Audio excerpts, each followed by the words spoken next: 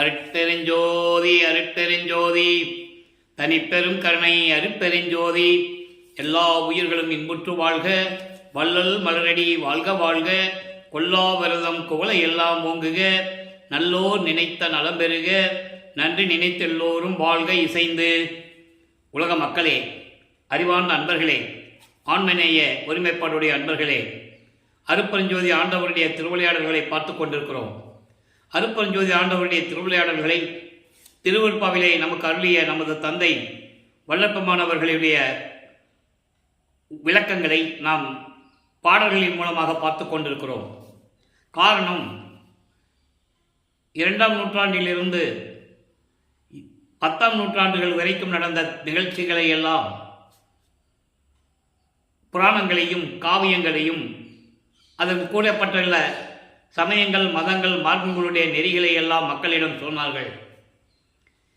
எத்தனையோ திருவிளையாடல்களை, சைவ சமயத்தின் தலைவனாகிய சிவபெருமானினுடைய திருவிளையாடல்களையும், வைஷ்ணவ சமயத்தின் தலைவனாகிய திருமாலுடைய திருவிளையாடல்களையும், பிரம்மனுடைய திருவிளையாடல்களையும், இந்திரனுடைய திருவிளையாடல்களையும் எல்லாவற்றையுமே புராணங்களில் கூறியதையெல்லாம் மக்களிடம் கூறினார்கள். 18ஆம் நூற்றாண்டில் நமது பிள்ளைப்பெருமானவர்கள் இந்த பூலோகத்திற்கு வருவிக்க உற்று மக்கள் எல்லாம் சமயங்களிலும் மதங்களிலும் மார்க்கங்களிலும் ஈடுபட்டு கொண்டு துன்பங்களை அனுபவித்துக் கொண்டிருக்கிறார்களே, இந்த நிலையை மாற்ற வேண்டும். அவருடைய தந்தை அருட்பெருஞ்சோதி ஆண்டவர் உருவாக்கிய சுத்த சன்மார்க்கத்தை மக்களிடம் சொல்லி உலக மக்களையெல்லாம் சுத்த சன்மார்க்கத்தில் இணைத்து உலக மக்களெல்லாம் இன்புற்று வாழ வேண்டும் என்பதற்காகவே இந்த பூலோகத்திற்கு வருவிக்க உற்றவர். இது இறைவனுடைய திருவிளையாடல்களால் நடந்து கொண்டிருக்கிறது. 1823ஆம் ஆண்டு தொடங்கிய திருவிளையாடல் 30/1/1874 ஆண்டுகள் வரையிலும் 51 ஆண்டுகள் திருவிளையாடல் நடந்து கொண்டிருக்கிறது. இதை உலக மக்களிடையே திருவருட்பாவை பற்றியும், திருவருட்பாவில் இருக்கின்ற பிரபஞ்சத்தின் உண்மைகளை பற்றியும், நமது பிள்ளைப்பெருமானவர்களுடைய கடவுள் நிலைகளை பற்றியும் மக்களிடம் தெளிவாக யாரும் கூறவில்லை என்பதுதான் வேதனையான விஷயம். காரணம், சமயங்களும் மதங்களும் மார்க்கங்களும் சூழ்ந்திருந்த காலகட்டங்களில் படிப்படியாக மக்கள் அதிக வழிபட்டு கொண்டிருக்கிறார்கள். பரம்பரையாக ஜாதிகளை பின்பற்றி கொண்டிருக்கிறார்கள். அப்போ திருவருட்பாவிலே கூறப்பட்ட உண்மைகளை சொன்னால் அவர்களுக்கு கெட்ட பெயர் வந்துவிடுமோ என்ற ஒரு நோக்கத்தில் திருவருட்பாவினுடைய நிகழ்வுகளை, திருவருட்பாவில் இருக்கின்ற உண்மைகளை மக்களிடம் சொல்ல தயங்குகிறார்கள். இறைவனுடைய திருவிளையாடல் ஏன் நடந்த காரணம் என்னவென்றால், ஏற்கனவே பிரபஞ்சம் தோன்றிய காலத்திலிருந்தே தோன்றிய 4 யுகங்களிலுமே, கிரேத யுகம், திரேத யுகம், துவார யுகம், கலியுகம், இந்த 4 யுகங்களிலுமே சமயங்களும் மதங்களும் மார்க்கங்களும் தோன்றிவிட்டன. ஜாதிகளின் அடிப்படையில் அந்தந்த தலைவர்கள் எல்லாம், அந்த ஜாதிகளுடைய சமயத்தினுடைய தலைவர்கள் எல்லாம் உருவாக்கி அதிலே மக்களை ஈடுபட செய்து விட்டார்கள். இந்த நிலைகள் மாற வேண்டும். காரணம், யுகங்கள் எல்லாம் முடிந்து விட்டது. ஒவ்வொரு யுகத்திற்கும் ஆயுள் காலம் உண்டு. அந்த ஆயுள் காலம் முடிந்தவுடனே அந்த யுகம் அழிந்துவிடும். அதே போல் அந்த யுகத்தில் தோன்றிய சமயங்களும் மதங்களும் மார்க்கங்களும் முடிவடைந்து விடும். அப்போ மக்கள் வாழ்கின்ற சதுர யுகத்தில் வல்லப்பெருமானவர்கள் இந்த யுகத்தை ஒளி யுகம் என்று கூட கூறுவார்கள். இந்த யுகத்தில் சுத்த சன்மார்க்க காலத்தில் வாழ்ந்து கொண்டிருக்கிறோம். எல்லா சமயங்களும் மதங்களும் மார்க்கங்களும் முடிவடைந்த நிலையில் சுத்த சன்மார்க்க காலத்தில் இருந்து கொண்டிருக்கிறோம். சுத்த சன்மார்க்கத்திற்கு சமயங்களும் மதங்களும் மார்க்கங்களில் கூறப்பட்ட நெறிகள் தேவையில்லை. எல்லாரும் ஒரே சமத்துவமாக இருக்க வேண்டும். முரண்பாடுகள் இல்லாமல் வாழ வேண்டும். இந்த நோக்கத்தில் இறைவனால் உருவாக்கப்பட்ட மார்க்கம் சுத்த சன்மார்க்கம். ஏற்கனவே கிரேத யுகத்திலே கலங்க மார்க்கம், திரேத யுகத்திலே திராவக மார்க்கம், துவார யுகத்திலே நவநீத மார்க்கம், கலியுகத்திலே பஸ்ம மார்க்கம், இந்த மார்க்கங்கள் எல்லாம் அந்தந்த காலகட்டத்தில் அந்தந்த தலைவர்கள் உருவாக்கியது. சித்தர்களும் முனிவர்களும் ரிஷிகளும் அவர்களுடைய கருத்துக்கு ஏற்றபடி இவற்றையெல்லாம் உருவாக்கி தத்துவங்களை அடிப்படையாக கொண்டு அதற்கேற்ற தலைவர்களை உருவாக்கி மக்களை வழிபட செய்து விட்டார்கள். இந்த நிலைகள் மாற வேண்டும். அப்போ சுத்த சன்மார்க்கத்தில் மக்கள் இருக்க வேண்டும். அப்போ சுத்த சன்மார்க்கத்தை இந்த உலக மக்களுக்கு சொல்லுவதற்கு ஒரு ஆள் வேணும். எனவே அருட்பெருஞ்ஞாண்டவர் தன் அருளால் ஒரு ஆண்மகனை பெற்றெடுத்து செல்வப்பிள்ளை என்று பெயரிட்டு வளர்த்து கொண்டிருக்கிறார். காலங்கள் நெருங்கி கொண்டிருக்கிறது. பிரம்மன், திருமால், ருத்திரன், மகேஸ்வரனுடைய ஆயுள் காலம் முடிந்து அவருடைய பதவிகள் எல்லாம் பறிக்கப்பட்டு சதாசிவன் தான் கடைசியில் அந்த 5 தொழில்களையும் செய்து கொண்டிருக்கிறார். அப்போ சதாசிவனுடைய ஆயுள் காலம் முடிவடைகின்ற காலகட்டங்களில் 51 ஆண்டுகள் பாக்கி இருக்கும்போது தனது மகனை அருட்பெருஞ்சோதி ஆண்டவர் ஒரு தாயின் வழியாக இந்த பூலோகத்திற்கு அனுப்புகிறார். அப்படி நம்ம பிள்ளை பெருமான் அவர்கள் வருவி கூற்ற இடம் சிதம்பரம் அருகிலே இருக்கின்ற மருதூர் என்ற ஒரு கிராமம். அங்கே சைவ குலத்தில் இருந்த ராமையா பிள்ளை சின்னையமையர் அவர்களுடைய இல்லற வாழ்க்கையில், அதாவது உலகியலுக்காக மகனாக வருவிக்க உற்றவர். அந்த திருவிளையாடுடைய விளக்கங்களை எல்லாம் நாம் ஏற்கனவே பார்த்து விட்டோம். அந்த தாயின் கருவறையிலே இவர் பிண்ட வடிவத்தில் இருக்கும்போது நமது குழந்தை இறைவனிடம் எப்படி அங்கே திருவிளையாடல் தன் தந்தை காட்டினார் என்பதை ஏற்கனவே பார்த்து விட்டோம். இந்த விளக்கங்களை எல்லாம் மக்களிடம் சொல்லி மக்களுக்கு தெளிவுபடுத்த வேண்டும். 202 ஆண்டுகளாகிவிட்டது. வல்லப்பமான் அவர்கள் வருவிக்க விட்டு 202 ஆண்டுகள் முடிவடைந்த நிலையிலும் கூட அவரை பிறந்தார் என்றும் அவதரித்தார் என்றும் உலகிலே இருக்கின்ற ஒரு சாதாரண மனிதனாகவே சித்தரித்து சமயங்களையும் மதங்களையும் சார்ந்த சித்தர்களைப் போல அவர்களே வல்லப்பமான் அவரை சித்தரித்தார்கள் என்பதுதான் உண்மை. அதுதான் சத்தியம். அந்த நிலையிலிருந்து விடுபட வேண்டும், அந்த நிலையை மாற்ற வேண்டும். அப்போ திருவருட்பாவில் இருக்கின்ற பாடல்களில் இருக்கின்ற விளக்கங்களை மக்களுக்கு கூற வேண்டும். கதையாகவோ கற்பனையாகவோ எடுத்துக்கட்டியும் சொல்லக்கூடாது. அந்த வகையில் நாம் பார்த்து கொண்டிருக்கிறோம். இப்போ வல்லப்பமான் அவர்கள் ஒரு தாயின் கருவறையிலே இருக்கும்போது அங்கே இறைவனுடைய திருவிளையாடல் எப்படி நடந்தது? கருவறை இருட்டாக இருக்கிறதே, என் தந்தையே இந்த இருட்டறையில் என்னை கொண்டு வந்து வைத்து விட்டாயே, இது நியாயமா என்றெல்லாம் கேட்பார் தன் தந்தையிடம். மகன் வருத்தப்படுகிறான் என்று சொல்லி மகனுக்கு கருவறையிலே ஒளி காட்டுவார், வெளிச்சத்தை காட்டுவார். மகன் பசி என்று கூறும்போது தன் மகனுக்கு கருவறையிலே அருளமுதம் ஊட்டுவார். உடம்பு புழுக்கமாக இருக்கிறதை காற்று வரவில்லை என்று கூறும்போது தன் மகனுக்கு அமுத காற்று வீசுவார். இப்படியெல்லாம் இறைவனுடைய திருவிளையாடல் நடந்து கொண்டிருப்பதை வல்லப்பமானவர்களே கூறியிருக்கிறார்கள் விளக்கமாக. அப்போ வல்லப்பமானவர்கள் இந்த ஒரு தாயின் கருவறையிலே இருந்து 10 மாதம் கழித்து இந்த மண்ணை தொடும்போது விண்ணவர்கள், தேவர்கள், பிரம்மன், திருமால், ருத்திரன் போன்ற பதத்தலைவர்களாம் வந்து எங்களை எல்லாம் ஆளப்போகும் அருட்கடலை என்று சொல்லி வாழ்த்துகிறார்கள். அதன் பிறகு 5 மாத குழந்தையாக இருக்கும்போது நமது பிள்ளை பெருமானவர்கள் குழந்தை இறைவனாக இருக்கும்போது சிதம்பரத்திலே தன் தந்தை தன் மகனுக்கு வெட்ட வெளியாக காட்டியது அந்த நிகழ்வுகளை நாம் பார்த்து விட்டோம். தில்லை ஜலத்திடையே திரை தூக்க தரிசித்த போது வேய் வகை மேல் காட்டாதே எந்தனக்கே வெளியாய் காட்டிய மெய்புறவா மெய்ப்பொருளே என்று கூறுவார். இந்த பிரபஞ்சத்தில் யாருக்கும் காட்டாத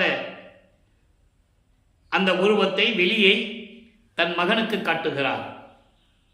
வேய் வகை மேல் காட்டாதே என்பது எந்த விதமான ஆபரணங்கள் இல்லாமல் ஒரு உருவமாக இல்லாமல் வெளியாக காட்டுகிறார், வெட்ட வெளியாக. அங்கு எதுவுமே இருக்காது, வெட்ட வெளிதான் இருக்கும். அதுதான் சிதம்பர ரகசியம், அதுதான் சிவ ரகசியம். தன் மகனுக்கு இப்படியெல்லாம் திருவிளையாடல் செய்துவிட்டு தன் பிள்ளைக்கு மறைப்பு நிலையை கொடுத்து விடுகிறார். அதுக்கு பிறகு அவர் எதுவுமே தெரியாது.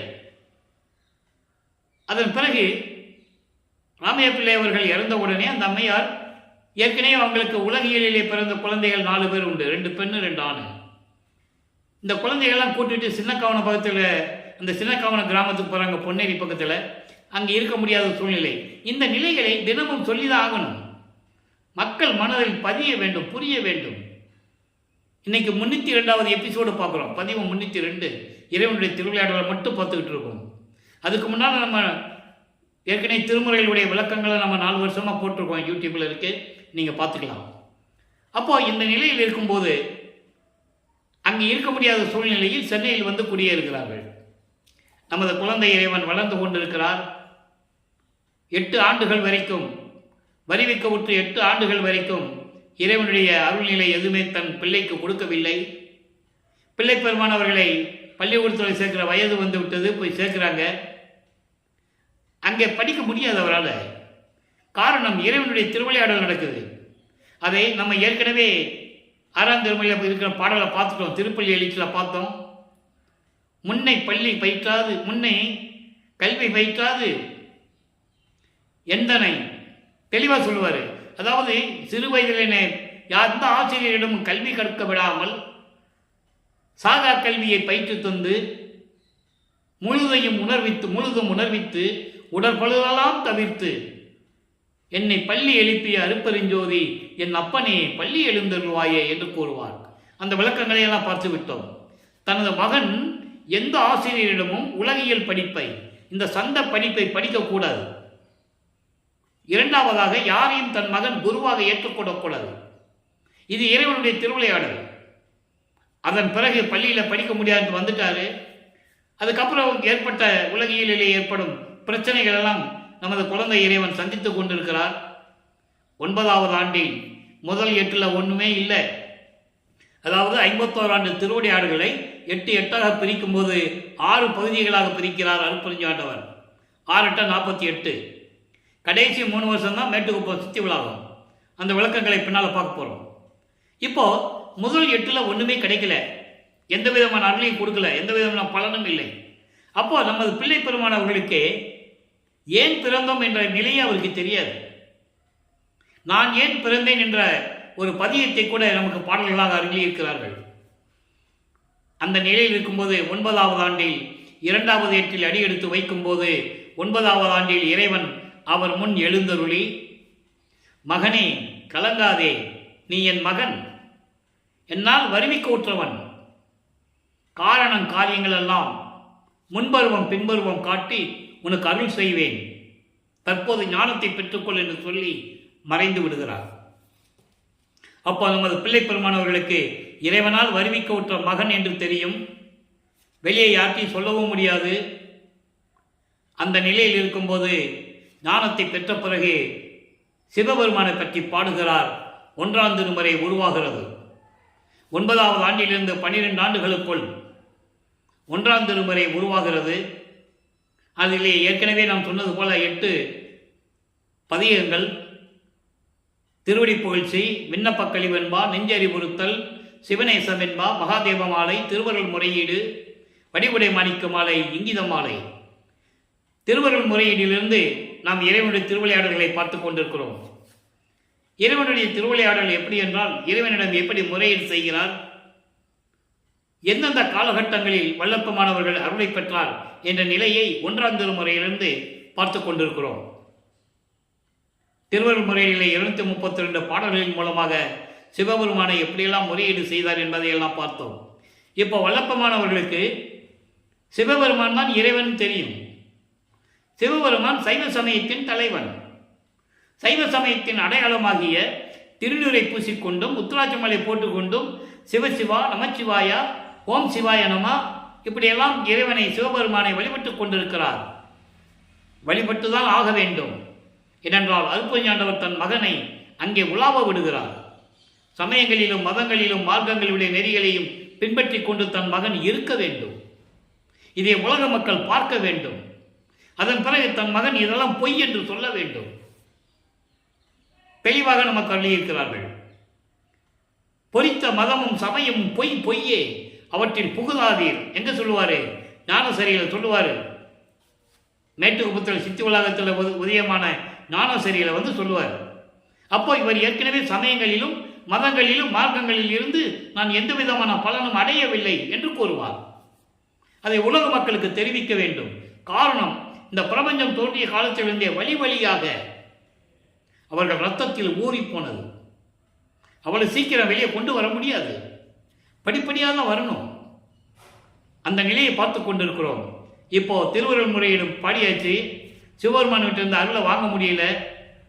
அந்த இயக்கத்தில் அம்மையை பற்றி பாடுகிறார், வடிவுடைமனை பற்றி பாடுகிறார். வடிவுடை மாணிக்க மாலை உருவாகிறது. மொத்தம் 100 பாடல்கள். இன்றைக்கி 86வது பாடல் விளக்கத்தை பார்க்குறோம். நல்லா கவனிச்சுட்டே வரணும். ஏன்னா சமயங்களிலும் மார்க்கங்களிலும் மதங்களினுடைய நெறிகளை பின்பற்றி கொண்டிருக்கும் போது அவர்களின் நிலை எப்படி இருந்தது, அதே இது அருட்பெருஞ்சோதி ஆண்டவர் ஆன பிறகு சுத்த சன்மார்க்கத்தை பெற்ற பிறகு அவருடைய நிலை எப்படி இருந்தது, அந்த நிலையை கூறுவதுதான் இறுதியாக நம்ம பார்க்க போகிறோம். இப்போ வடிவுடை மாணிக்க மாலையிலே 86வது பாடல், களம் திரும்பா இக்கடையேனை, களம் திரும்பா இக்கடையேனை ஆள கருணை கொண்டு உன் உள்ளம் திரும்பாமைக்கு என் செய்வேன்,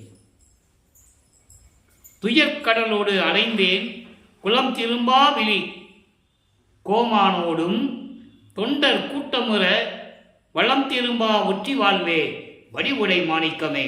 இது பாடல். இந்த பாடலுடைய விளக்கம் பாருங்க. களம் திரும்பா இக்கடையேனை. களம் திரும்பா என்பது மனத்தில் இருக்கின்ற தீமைகளை நீக்க முடியாத, மனதில் இருக்கின்ற துன்பங்களையும் துயரங்களையும் நீக்க முடியாத இந்த கடையனாகிய இந்த ஏழையை ஆட்கொள்ள கருணை கொண்டு உன் உள்ளம் விரும்புவதில்லை. ஏன்? அதுக்கு நான் என்ன செய்ய வேண்டும்? ஏற்கனவே நான் வருவிக்க உற்றவன் உனது கணவனால் வருவிக்க உற்று இந்த பூலோகத்திலே துன்பப்பட்டு கொண்டிருக்கிறேன். மனதில் இருக்கின்ற துயரங்களையும் துன்பங்களையும் நீக்க முடியாத அளவுக்கு நான் இந்த பூலோகத்தில் இருந்து கொண்டிருக்கிறேன். அப்படி இருக்கும்போது கருணை கொண்டு என் மீது கருணை செய்து அருளை கொடுக்காமல் உன் உள்ளம் விரும்பாமல் இருந்து கொண்டிருக்கிறது. அதற்கு நான் என்ன செய்ய வேண்டும்? அதற்கு நான் என்ன செய்ய வேண்டும்? துயர் கடலிலே மூழ்கி கொண்டிருக்கிறேன். துயர் கடலோடு அலைந்தேன். துயரங்களை சுமந்து கொண்டு துயரம் என்னும் கடலிலே மூழ்கி கொண்டிருக்கிறேன். குளம் திரும்பா விழி கோமானோடும் நெற்றிக்கண் உடைய சிவபெருமானோடே திருவொற்றியூரில் இருக்கின்ற எனது தாயே, தொண்டர்கள் சூழ அடியார்கள் சூழ திருவொற்றியூரை வைத்துக் கொண்டு அதாவது திருவொற்றியூரிலே வீட்டிருக்கின்ற வடிவுடை மாணிக்கமே, என் அம்மையே, எனக்கு எப்போ வந்து அருள்வாய்? விரைவில் வந்து எனக்கு அருள வேண்டும் என்று சொல்லி முறையீடு செய்கிறார். ஆக தந்தையிடம் முறையீடு செஞ்சாச்சு. அப்போ அவருக்கு தந்தை சிவபெருமான் தான். வடிவுடை மகிழ்ச்சி முறையீடு செஞ்சாச்சு. எந்த விதமான பலனும் இல்லை. ஆக ஒருவேளை திருவொற்றியூர் சென்றால் அருளை பெற்றுவிடலாம் என்று எண்ணி முதலாக 13வது ஆண்டிலே வருவிக்க உற்று 13வது ஆண்டிலே ஞானத்தை பெற்ற பிறகு ஏழுகணர் பகுதியிலிருந்து இப்போ வள்ளலார் நகர்னு பேர் இருக்கு, அங்கிருந்து திருவொற்றியூருக்கு நடந்து செல்லுகிறார் நமது குழந்தை இறைவன் வள்ளல் பெருமான் அவர்கள். வள்ளலார் என்ற பெயர் வந்தது மக்களால் அழைக்கப்பட்டது திரு அருட்பிரகாச வள்ளலார். உலகியலிலே அவருக்கு இட்ட பெயர் ராமலிங்கம். அருட்பெருஞ்சோதி ஆண்டவர் தன் மகனுக்கு வைத்த பெயர் செல்வ பிள்ளை. அதனால் நான் பிள்ளை பெருமான் என்று கூறுவதுண்டு. ஆக இந்த நிலையில் இருக்கும்போது நமது பிள்ளை பெருமான் அவர்கள் முதலாக நமது குழந்தை இறைவன் 13வது ஆண்டில் கால் கடுக்க கால் வலிக்க நடந்து செல்லுகிறார். இறைவன் மகன் தெரியும், வெளியே சொல்ல முடியாது, அருளை பெற வேண்டும், திருவொற்றியூருக்கு சென்று கொண்டிருக்கிறார். அங்கே போய் தியாகராஜன பெருமானை பற்றி பாடுகிறார். 2ஆம் திருமுறை உருவாகிறது. 113 பதிகங்கள், 1207 பாடல்கள். இதுவரை 28 பதிகங்களை நாம் பார்த்திருக்கிறோம். 28 பதிகங்களுடைய ஒரு சுருக்கம். போக வேண்டியது, தியாகராஜப்படி பாட வேண்டியது, அருள் இல்லை, அப்படியே இருந்துட வேண்டியது. இப்படியே மனக்குழப்பத்தில் இருக்கும்போது திருமுல்லை வாயிலுக்கு சென்றால் அருளை பெற்று விடலாமோ என்ற ஒரு இயக்கத்தில் திருமுல்லை வாயிலுக்கு நடந்தே செல்லுகிறார். அங்கே போய் மாசிலாமணி உருகி பாடுவார். அங்கே இருக்கிற இறைவன் பெயர் மாசிலாமணி. என்னை இந்த பூலோகத்திற்கு ஒரு தாயின் வழியாக வருவிக்க செய்துவிட்டு நீதான் என் மகன் என்றும் சொல்லிவிட்டு என்னை அலைய வைத்துக் கொண்டிருக்கிறாயே, உன்னை பார்க்க வந்தால் ஏன் வந்தாய் மகனே, எப்படி இருக்கிறாய் என்று கூட நீ கேட்பதில்லை, ஊமை போல நின்று கொண்டிருக்கிறாயே, இது தர்மமா, இது நியாயமா, இது அடுக்குமா, அப்படியெல்லாம் பாடுவார். அந்த பாடலுடைய விளக்கங்கள் எல்லாம் மனசில் நினைக்கும் போது கண்ணி வரும், அப்படி கண்ணில் தண்ணி வரும், அவ்வளவு உருக்கமாக இருக்கும். இந்த நிலையெல்லாம் உலக மக்களிடம் இப்படியெல்லாம் நமது பிள்ளை பெருமானவர்கள் இருந்தார் என்ற நிலையை மக்களுக்கு யாரும் சொல்லவில்லையே. அதுதானே, அதான் மக்களுக்கு தெரியவில்லை. எல்லாவற்றையும் சொன்னார்கள். மதங்களையும் மார்க்கங்களையும் சமயங்களையும் சார்ந்த எல்லா நெறிகளையும் எல்லாம் சொன்னார்கள். இதை சொல்ல மறந்து விட்டார்கள். காரணம், சொல்ல மனமில்லை. எல்லாருமே சமயங்களையும் மதங்களையும் மார்க்கங்களையும் ஜாதிகளையும் சார்ந்து கொண்டிருந்ததனால் சுத்த சன்மார்க்கத்தை உலக மக்களிடம் சொல்ல ஒரு ஆள் கூட கிடையாது. அதை உறுதியாக சொல்லலாம். சொல்லியிருந்தா மக்களுக்கு இப்போ தெரிஞ்சிருக்கும். அப்போ இந்த நிலையில் இருக்கும்போது அங்கேயும் ஒரு பிரயோஜனம் இல்லை. அங்கேயும் சொல்லிட்டு வந்துடுறார், இனிமேலாம் நாங்கள் கால் வலிக்க நடந்து வர முடியாது என் தந்தையே, இனிமேல் திருமலை வாயிலுக்கு நான் வரமாட்டேன். அப்போ திருவள்ளித்தாயத்துக்கு செல்லுகிறார். அங்கே இது சென்னைக்குள்ளே தான் இருக்குது. வில்லிவாக்கத்துலேருந்து ஒரு 15 கிலோமீட்டர் இருக்குன்னு நினைக்கிறேன். அங்கே போய் அதே மாதிரி சிவபெருமானை பற்றி பாடுவார்.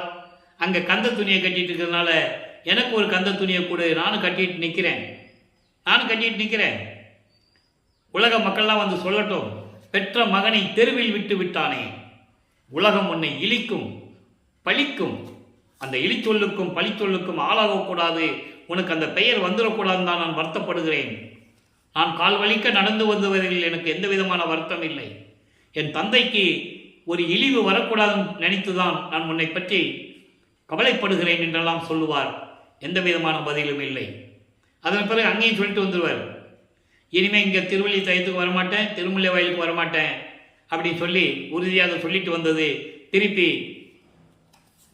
தியாகராஜ பெருமான் திருவொற்றியூர்களை போய் என்னப்பா 29வது பதியத்திலே தவத்திரும் போற்றல்ல 10வது பாடல். தவத்திரும் போற்றல் என்பது இறைவனுடைய காட்சியை பார்த்து நான் என்ன தவம் செய்தேனோ அப்படின்னு சொல்லுவார். வேற ஒன்றும் இல்லை. இப்போ பாருங்க 10வது பாடல் நல்லா பார்க்கணும். முன்னம் காளி வள்ளலுக்கு முத்து சிவிகை கொடையோடு பொன் சின்னம் அளித்தோன் சிவபெருமான். காளி வள்ளல் என்பது சீர்காழியிலே பிறந்த சம்பந்தன். இறைவனுடைய அருளை பெற்ற பிறகு திருஞான சம்பந்தரானார். காளி வள்ளல் என்பது திருஞான சம்பந்தர். சீர்காழியிலே பிறந்த திருஞான சம்பந்தனுக்கு குழந்தையாக இருக்கும்போது 3 வயதிலே அங்கே வடிவனவரை பற்றி பாடும்போது சொல்லுவார். அந்த பாடல் விளக்கத்தை நம்ம பார்த்துட்டோம். 3 வயதிலே ஒரு குழந்தைக்கு உன்னுடைய முளைப்பால் கொடுத்து அருளை கொடுத்து பாட வைத்தாய். நானும் உன் மகன் தானே, நான் உன் கணவனால் வருவிக்க விட்டவன் தானே, எனக்கு ஏன் அருளை கொடுக்கவில்லை என்று கேட்பார். அதை இங்கேயும் சொல்றாரு.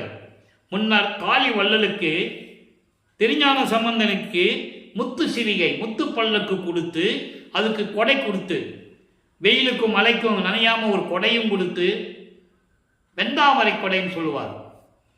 அந்த கொடையும் கொடுத்து பொற்காசுகளையும் கொடுத்து அருளையும் கொடுத்தாய். அப்படிப்பட்ட சிவபெருமான் தியாகராஜ பெருமான், நீ உன்னுடைய திருவடியை கால்கடுக்க வந்து நான் பார்த்து கொண்டிருக்கிறேன், உன் திருவடியை பார்ப்பதற்காக. ஆனால் உன்னுடைய உருவத்தை நான் பார்த்தேனே தவிர நீ எனக்கு அருளை கொடுக்கவில்லை.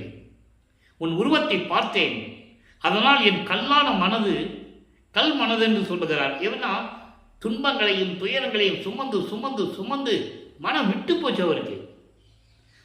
அங்கே வீட்டுக்கு போனால் பிரச்சனை, எங்கடா ஊர் சுற்றிட்டு வரேன்னு பிரச்சனை, எங்கடா போன ராமலிங்கம் இப்படி தெரிஞ்சுக்கிட்டு இருக்கியே, பள்ளிக்கூடத்துக்கும் போக மாட்டேன்ற.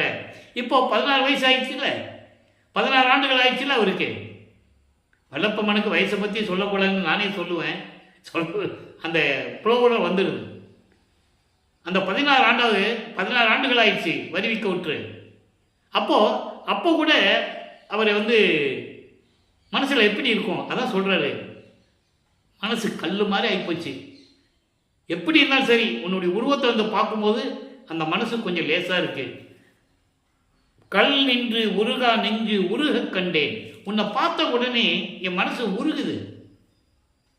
கண்ட காட்சிதனை நான் எப்படி சொல்லுவேன்?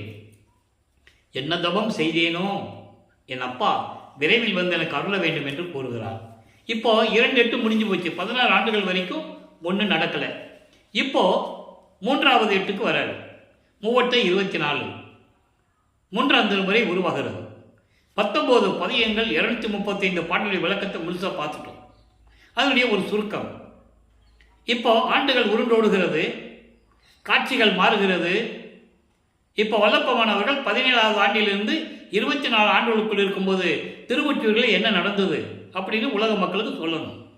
அது பாடல் மூலமாக சொல்லணும், கதையாவோ கற்பனையோட சொல்ல முடியாது. அப்போது இப்போ காட்சி கொடுப்பார். அதே தியாகராஜ பெருமான் சிவபெருமான் இவருக்கு காட்சி கொடுப்பார், ஆனால் மறைஞ்சிடுவார். தேரில் வச்சு உலா வீதி உலா கொண்டு வருவாங்க. திருவொற்றியூரில் எல்லாமே தேரோடும் வீதிகள். ஒவ்வொரு தெருவில் வரும்போது நிற்பார், ஒவ்வொரு தெருவிலையும் காட்சி கொடுக்கறது, பேசுறது இல்லை. இந்த நிலையில் இருக்கும்போது இவர் நம்ம போனால் பார்க்கறது இல்லை, பேசுறது இல்லை, காட்சி கொடுத்துட்டு மறைஞ்சிடுறது. ஒருவேளை நம்ம போகாமல் தூது அனுப்புவோம் அப்படின்னு சொல்லி நாரையும் கிளிகளையும் தூது அனுப்புவார். பாடல்கள் உண்டு. நாரையும் கிளியும் நாட்டூரும் தூது 10 பாடல்கள். தன்னுடைய நிலையை நாரையிடம் சொல்லி, நாரையே நான் வந்து இறைவனால் வருவிக்க விட்ட மகன், நான் போனால் எந்த விதமான அருள் அவர் கொடுக்கறது இல்லை, பேசுறது இல்லை. ஒருவேளை ஒன்றை அனுப்புகிறேன், உன் மகன் தூங்க மாட்டேன்றான், சாப்பிட மாட்டேன்றான், இந்த நிலையை நீ சொல்லி தியாகராஜ பெருமான்கிட்ட போய் சொல்லு, அவர் என்ன சொல்கிறாருன்னு நீ எனக்கு வந்து பதில் சொல்லுன்னு சொல்லி அனுப்புவார். இதுவும் போகும், சொல்லும், பதில் வராது. அவர் அனுப்புனாதான் திரும்பி வரும். சரி, ஒத்த நாரியை தான் அனுப்பணும் அப்படின்னு சொல்லி கிளிகளை கூட்டமாக அனுப்புவார். கிளிகளை கூட்டமாக அனுப்புவார், நீங்கள் போய் சொல்லிட்டு வாங்கன்னு. அதுவும் வராது. அப்போ அவர் மனநிலை எப்படி இருக்கும் பாருங்க. இறைவனுடைய மகன் தெரியும், ஏகப்பட்ட பிரச்சனைகள் நடந்துகிட்டு இருக்கு, வீட்டுக்கும் போக முடியாது, ஆண்டுகள் வேற உருண்டு ஓடிக்கிட்டு இருக்கு. இந்த நிலையில் இருக்கும்போது, இப்படி நிலைகள் நடந்து கொண்டு இருக்கும்போது 19வது பதிகம், அதாவது அதுக்கு முன்னாலேயே ஒரு குறைச்சி பெண்ணோட போய் குறி கேட்கறது, ஜோசியம் பார்க்க போகிறது, இந்த உலகியலில் எப்படி நடக்கும், குடும்பத்தில் கஷ்டம் வந்தால் ஜோசியம் பார்க்க போகிறது, குறி கேட்க போகிறது. அதே மாதிரி இவரும் போயிட்டு இருக்கிறாரு. காரணம், அப்போ அவருக்கு சுத்த சன்மார்க்கம் தெரியாது, அருப்பஞ்சாண்டவர் யாருன்னு தெரியாது. இந்த உலகிற்கு வருவிக்க விட்டோம் அது மட்டும் தெரியும், எதுக்காக வரி விட்டோன்னு அவருக்கு தெரியாது. நல்லா புரிஞ்சுக்கணும். நீங்கள் ஏன் இறைவன் வந்து நமக்கு ஒரு தாயின் கருவறையில் உட்கார வச்சு 10 மாதம் உட்கார வச்சு வெளி கொண்டு வந்து ஏன் இப்படியெல்லாம் துன்பத்தை படுத்துறாரு அப்படி தான் அவர் மனம் ஓடிக்கிட்டு இருக்கே தவிர எதுக்காக வந்தோன்னு அவருக்கு தெரியாது. அப்போ 19வது பதிகத்திலே இறுதி கட்டத்தில், அதாவது 24வது ஆண்டில் 1847 சிவபெருமான் இவரை பார்த்து திருவழியா ஓடுறார். இவர் அங்கே நிற்பார், கோயிலில் காட்சி கொடுத்துட்டு முளை சார்ந்து அப்படியே வந்துகிட்டு இருப்பார், நடந்து வருவார். இப்போ காட்சி கொடுத்து மறைகிறது இல்லை, காட்சி கொடுத்து அப்படியே நடந்து வர்றாரு, மகனை பார்த்து வந்துகிட்டு இருக்கிறாரு. இவருக்கு ஒரே சந்தோஷம், எப்படி வந்து நமக்கு இன்னைக்கு அருளை கொடுத்துருவாருன்னு சொல்லி கண்ணை மூடி மெய் மறந்து இருப்பார். அப்போ பக்கத்தில் வந்து அப்படி கண்ணத்தை கிள்ளுவார், கண்ணத்தை கிள்ளுவார், முகத்தை தடவுவார். இவர் கண்ணை மூடி மெய் மறந்து இருக்கிறார் இல்லையா, அவருக்கு ஒரே சந்தோஷமாக இருக்கும். பாட்டில் இருக்குது, அதை தான் உங்களுக்கு சொல்லிகிட்டு இருக்கேன், கதையாக சொல்லலை, பாட்டில் இருக்கிறத விளக்கமாக சொல்லிகிட்டு இருக்கேன். அப்போது இவர் கண்ணை மூடிட்டு இருக்கும்போது சரி கண்ணை திறந்து பார்க்கலான்னு சொல்லும்போது அவர் முதுகு தான் தெரியும், அப்படி திரும்பிக்குவார். சரி முதுகாக தெரிஞ்சால் பரவாயில்ல, ஏதாவது பார்க்கலான்னு சொல்லி நினச்சிட்டு இருக்கும்போது அப்படியே ஓடிடுவார். திரும்பி பார்க்காமல் ஓடுகிறார். ஒவ்வொரு பாடலையும் சொல்லுவார், 10 பாடல்கள், ஒவ்வொரு பாடலையும் சொல்லுவார். திரும்பி பார்க்காமல் ஓடுகிறார், நானும் ஓடியும் அவர் ஓட்டத்தை பிடிக்க ஒண்ணாதே. பிடிக்க முடியலையே, என்னை பார்த்து ஓடுறாரே அப்படின்னு சொல்லி அந்த பாடல்கள்லாம் இருக்கும். அந்த விளக்கத்தை எல்லாம் பார்த்துட்டோம். அதுக்கப்புறம் அங்கே இருக்கிறவங்க பார்ப்பாங்கல்ல, என்ன ராமலிங்கம் தெருவில் ஓடிக்கிட்டு இருக்க அப்படின்னு சொல்லும்போது, சிவபெருமான் ஓடினாரு, நான் பிடிக்க போனேன், பிடிக்க முடியல அப்படின்னு சொல்லுவார். அப்போ அவங்க சொல்லுவாங்கல்ல, என்ன ராமலிங்கம் கலியுகத்தில் இதெல்லாம் நடக்கிற காரியமா, சிவபெருமான் பார்த்தாராம், அவர் ஓடினாராம், இவர் ஓடினாராம், போப்பா வேறு வேலையை பாரு, உனக்கு சிவபெருமான் மேலே நிறைய பக்தி வந்துடுச்சு, அதனால உனக்கு பைத்தியம் முடிச்சிடுச்சு, அதனால தான் நீ இப்படி திட்டிகிட்டு இருக்க, போய் வேலையை பாரு அப்படின்லாம் சொல்லுவாங்க. அதுக்கு இவர் பதில் சொல்லுவார், அதுக்கும் 10 பாடல்கள், ஊர் மக்கள் சொன்னதுக்கும் ஒரு 10 பாடல்கள், இவர் பதில் சொன்னதும் 10 பாடல்கள். கனவுல கூட நான் அவனுடைய காதலை மறக்க முடியாதுன்னு சொல்லுவார். அந்த பாடல்களை எப்படி நமக்கு அருளியிருப்பார் தெரியுமா, தன்னை பெண்ணாக உருவகப்படுத்தி இறைவனை தலைவனாக உருவகப்படுத்தி அதன் மேல் எப்படி காதல் கொண்டுள்ளேன் என்று சொல்லுவார். அற்புதமான பதியங்களை எல்லாம் பார்த்து விட்டோம். இப்போ வல்லப்பமானவர்கள் 24 ஆண்டுகள் வரைக்கும் ஒன்றும் இல்லை, அப்படியே காலங்கள் கடந்துருச்சு. இப்போ 4வது அடியெடுத்து வைக்கிறார்.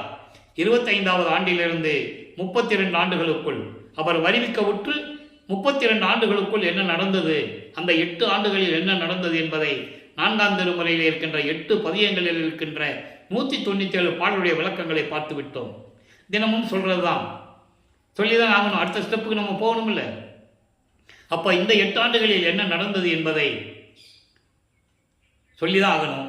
முக்கியமான திருவிளையாடல் திருமணம்.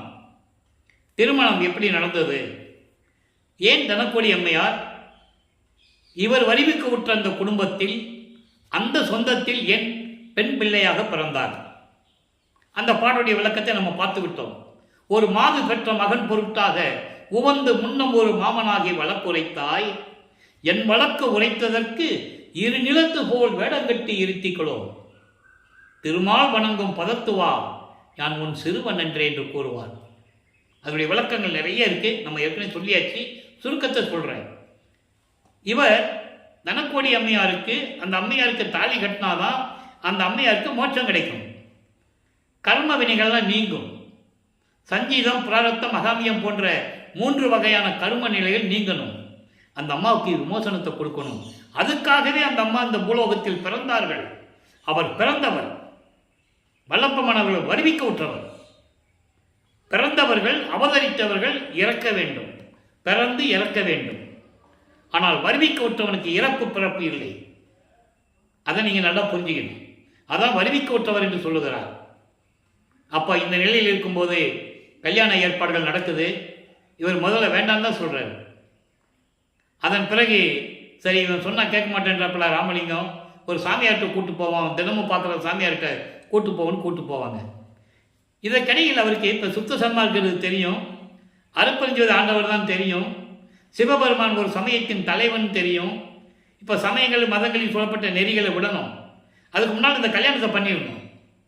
ஏன்னா அந்த அங்கே சடங்கு சம்பிரதாயங்கள் நடக்கும், நல்லா புரிஞ்சுக்கணும். சடங்கு சம்பிரதாயங்கள் நடப்பாங்க. அப்போ அவர் அதை முடிச்சுட்டு தான் சுத்த சன்மார்க்கத்துக்குள்ளே வர முடியும். அப்போ அந்த திருமண ஏற்பாடுகள் நடந்து கொண்டு இருக்கிறது. அந்த சாமியார் சொல்லிட்டாரு, அவர் யார், அருப்பஞ்சாண்டவர். சரி அப்பா சொல்லிட்டாருன்னு சொல்லி இவர் சந்தோஷமா சரின்னு சொல்லிவார். ஏன்னா அப்படிதான் அது போகணும், அது காலத்தின் கட்டாயம்.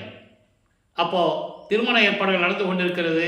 அந்த திருமண விழாவிலே பிரம்மன், திருமால், ருத்திரன், மகேஸ்வரன், சதாசிவம் 5 பத தலைவர்களும், இந்திரனும், நவநிலை தலைவர்களும், தேவர் கூட்டத்தை சேர்ந்த 18 கூட்ட தலைவர்களும், சக்திகளும், சக்தர்களும், ரிஷிகளும், முனிவர்களும் எல்லாருமே வந்து வாழ்த்துவதற்காக அமர்ந்து கொண்டிருக்கிறார்கள். பாடல்களிலே உண்டு, அந்த விளக்கத்தை நம்ம பார்த்துட்டோம். அப்போ பார்க்குறாரு, அப்பாவும் அம்மாவும் வரல, அருப்பஞ்சாண்டவரும் சிவகாமி வள்ளியும் வரல. மனசு கஷ்டமாக இருக்குது. எப்படி கஷ்டப்பட்டதுன்றது அவர் பாடலில் சொன்னார், அந்த விளக்கத்தையும் பார்த்துட்டோம். ஆக நேரம் நெருங்கி கொண்டிருக்கிறது. தாலி கட்ட சொல்லுகிறார்கள், தாலியை கட்டிட்டார். திருமாங்கல்யம் பூட்டி அந்த அம்மையாருக்கு விமோசனத்தை காட்டி மோட்ச விட்ட காட்டிட்டார். இது அப்போ அந்த அம்மா உணர்றாங்க, தெரியும் அந்த அம்மாவுக்கு உணர்வு வந்ததுனால தான் அவரை ஒன்றும் சொல்லாதீங்க, அவர் விருப்பப்படி விடுங்கன்னு சொல்கிறாங்க அந்த அம்மா. இவர் வெள்ளாடை அணிந்து துறவியாகும் போது நல்லா புரிஞ்சுக்கணும். ஏன்னா உலகியலுக்காக ஒரு துறவி, உலகியலுக்காக துறவி, அவ்வளோதான். அப்போது இந்த நிலைகளெல்லாம் முடிந்த பிறகு வெள்ளாடை அணிந்து சமயங்களையும் மதங்களையும் மார்க்கங்களையும் கூறப்பட்ட நெறிகளெல்லாம் விட்டுட்டு, சரிய கிரிய யோகம் என்ற 12 நிலைகளையும் விட்டுட்டு, நான் ஏற்கனவே குறித்தது போல விளக்கம் கொடுத்துருக்கேன். உருவங்களை பார்த்து வழிபடுவது சரியை, அதே உருவங்களுக்கு வேதங்கள் சொல்லி வேள்வி வளர்த்து ஊதுவத்தி கொளுத்தி சாம்பிராணி வச்சு தேங்காய் உடைச்சி வெத்தலை வாக்கு வச்சு வாழைப்பழம் வச்சு கும்பிடுறது கிரியை. யோக நிலையிலிருந்து வழிபடுவது அது ஒரு நிலை. இந்த 3 நிலைகளும் 12 பிரிவுகளாக இருக்கிறது. சரியில் 4, கிரியையில் 4, யோகத்தில் 4. இந்த 12 நிலைகளும் சமயங்களுக்கும் மதங்களுக்கும் மார்க்கங்களுக்கும் உரியது. இப்போ இதெல்லாம் விட்டாச்சு. திருநீர் பூசுவது, சைவ சமயத்தை அடையாளாகிய திருநீர் பூசுவதை விட்டாச்சு.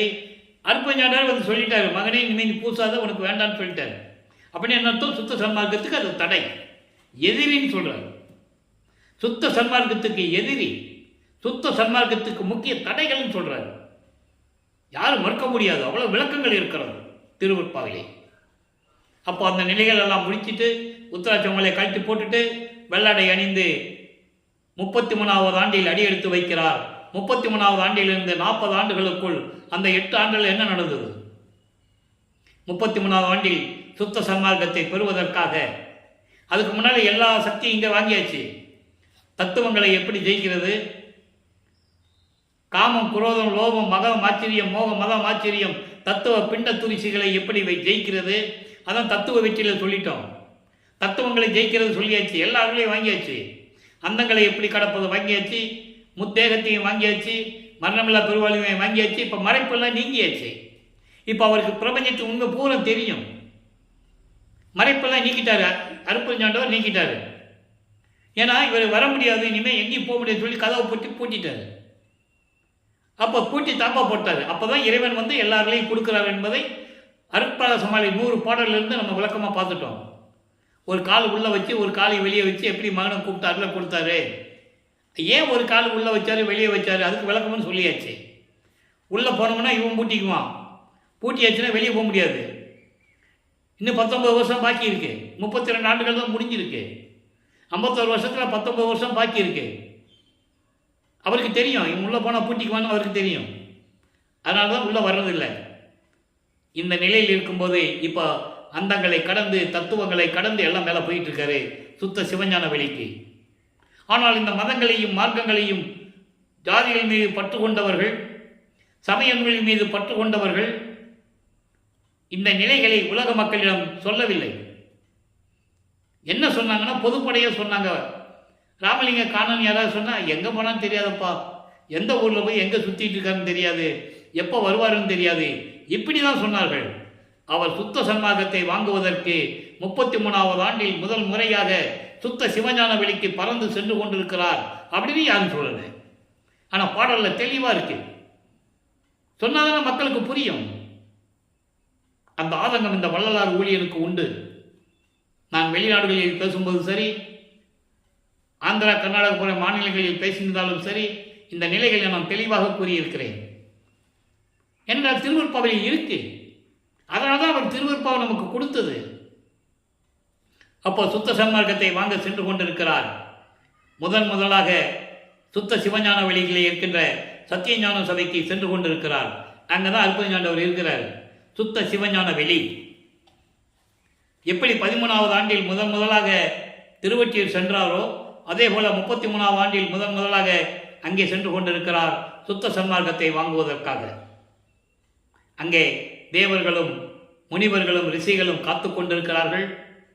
பிரம்மன், திருமால், ருத்திரன், மகேஸ்வரன் போன்ற ஏற்கனவே 5 தொழில்களை செய்து கொண்டிருந்த மாஜி மினிஸ்டர்கள், மாஜி அமைச்சர்கள், மாஜி தலைவர்கள் அவங்களும் நின்றுட்டு இருக்காங்க.